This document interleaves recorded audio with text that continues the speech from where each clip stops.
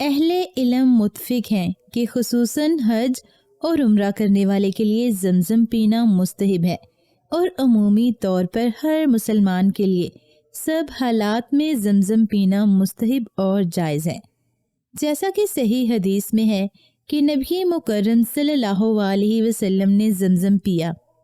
ابو ذر رضی اللہ تعالی عنہ بیان کرتے ہیں کہ نبی صلی اللہ علیہ وسلم نے زمزم کے بارے میں فرمایا، یہ بابرکت اور کھانے والا ایک کھانا ہے، اور ایک روایات میں ہے کہ زمزم بیماری کی شفا ہے۔ زمزم پینے سے کھانے کی ضرورت محسوس نہیں ہوتی اور بیماریوں سے شفا نصیب ہوتی ہے، جیسا کہ ابو ذر رضی اللہ تعالی عنہ سے ثابت ہے کہ وہ مکہ مکرمہ میں 1 ماہ رہے اور صرف زمزم پر ہی گزارا کیا، اس کے علاوہ کوئی اور غذا استعمال نہیں کی۔ پیارے دوستو، آگ میں ڈالے جانے کے بعد حضرت ابراہیم علیہ السلام نے بابل سے ہجرت کا ارادہ فرمایا اور پھر ایک دن اپنے اہل خانہ کے ساتھ حزان نامی علاقے میں ہجرت کرنے کے لیے گئے۔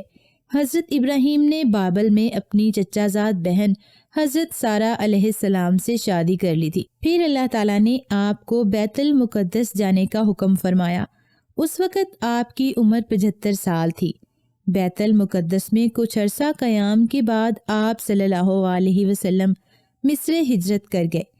ایک دن حضرت سارہ علیہ السلام نے حضرت ابراہیم علیہ السلام سے فرمایا کہ میں چاہتی ہوں کہ آپ ہاجرہ سے نکاح کر لیں، شاید اللہ آپ کو اولاد کی نعمت سے نواز دے۔ اس وقت تک آپ کے ہاں اولاد نہیں ہوئی تھی، اور پھر حضرت سارہ علیہ السلام نے آپ کا نکاح حضرت ہاجرہ سے کروا دیا۔ جناب ہاجرہ ایک متقی و پرہیزگار سیاہ فام کنیز تھیں کہ جنہیں مصر کے ایک حاکم نے حضرت ابراہیم علیہ السلام کی بیوی سارہ کو بطور تحفہ دیا تھا۔ جناب سارہ جو بے اولاد اور حضرت ابراہیم علیہ السلام کے وارث نہ ہونے کی بنا پر مضطرب و پریشان رہتی تھیں، انہوں نے حضرت ابراہیم علیہ السلام سے خواہش ظاہر کی کہ آپ اس متقی و پرہیزگار کنیز سے شادی کر لیں، اور پھر اس طرح حضرت ابراہیم علیہ السلام نے اپنی بیوی سارہ کی خواہش کا احترام کر کے ہاجرہ سے عقد کر لیا۔ اب ہاجرہ ایک کنیز نہ تھیں، بلکہ وہ اللہ کے خلیل ابراہیم علیہ السلام کی شریک حیات بن چکی تھیں، اور حضرت ابراہیم علیہ السلام کے بڑھاپے کا سکون و سہارا بن گئیں۔ وقت گزرتا رہا، ہاجرہ کے یہاں ایک معصوم بچہ پیدا ہوا۔ حضرت ابراہیم علیہ السلام نے اس کا نام اسماعیل رکھا۔ ایک دن جناب سارہ نے حضرت ابراہیم علیہ السلام سے درخواست کی کہ ہاجرہ اور ان کے فرزند کو کسی دوسری جگہ منتقل کر دیں۔ خداوند عالم نے حضرت ابراہیم کو وحی فرمائی کہ اسماعیل اور ان کی ماں کو شام سے باہر لے جائیں۔ حضرت ابراہیم علیہ السلام نے کہا، خدایا، میں انہیں کہاں لے جاؤں؟ ارشاد ہوا، اے ابراہیم علیہ السلام، انہیں امن و امان کی جگہ یعنی میرے حرم اور کرۂ ارض کے پہلے مرکز پر لے جاؤ جسے میں نے خلق کیا ہے، اور وہ مکہ ہے۔ حضرت ابراہیم علیہ السلام نے پیغام وحی الہی اور اس بے آب و گیا صحرا میں حضرت ہاجرہ نے اور اسماعیل کے محل سکونت کے بارے میں ہاجرہ کو خبر دی۔ ہاجرہ جو اس سے پہلے سرسبز و شاداب اور بہترین آب و ہوا سے سرشار زمین پر رہ چکی تھیں، بغیر کسی چوں چراں کے مشیت الہی کے سامنے سر تسلیم خم کر دیا اور خدا پر مکمل یقین و اعتماد رکھتے ہوئے شدید مصیبت و آلام کی وادی میں قدم رکھنے پر راضی ہو گئیں۔ جب حضرت ابراہیم علیہ السلام نے ہاجرہ میں صبر و اعتماد کا مشاہدہ کیا تو ان کے خلوص و اعتماد کو دیکھ کر بہت خوش ہوئے۔ چنانچہ حضرت ابراہیم علیہ السلام اپنے اہل و عیال کے ساتھ سرزمین مکہ پر پہنچے تو وہاں ایک درخت موجود تھا۔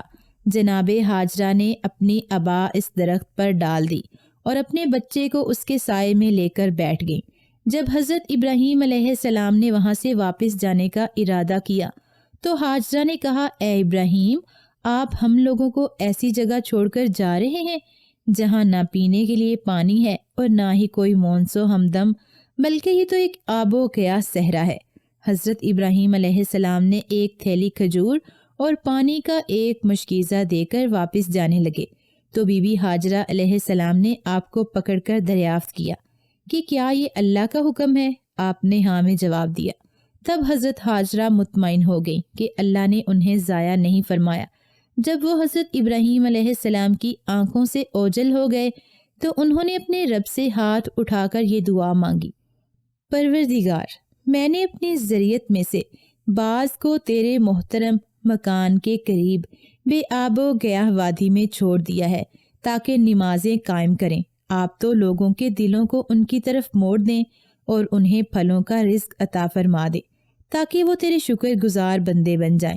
اب اس گرم تپتی ہوئی زمین پر صرف 2 انسان موجود ہیں، ایک عورت اور دوسرا چھوٹا سا بچہ۔ ماں اور بیٹے کو پیاس لگی۔ ماں صفا اور مروہ پہاڑیوں کے درمیان پانی کی تلاش میں بھاگ دوڑ کر رہی ہیں۔ ارشاد رب العزت ہوتا ہے، بے شک صفا اور مروہ دونوں پہاڑیاں اللہ کی نشانیوں میں سے ہیں۔ حضرت حاجرہ علیہ السلام نے کچھ روز پانی اور کھجوروں پر گزارا کیا، لیکن ان کے ختم ہونے پر اب نڈھال ہو گئیں اور بچے کو دودھ بھی نہ پلا سکتی تھیں۔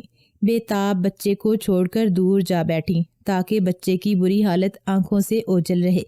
حضرت اسماعیل علیہ السلام بھوک اور پیاس کی شدت سے بے قرار ہو کر زمین پر لیٹتے تڑپتے رہے۔ اس وقت حضرت حاجرہ علیہ السلام کی مادری شفقت جوش میں آئی اور انہوں نے زندگی کے لیے جدوجہد کرنا شروع کر دی۔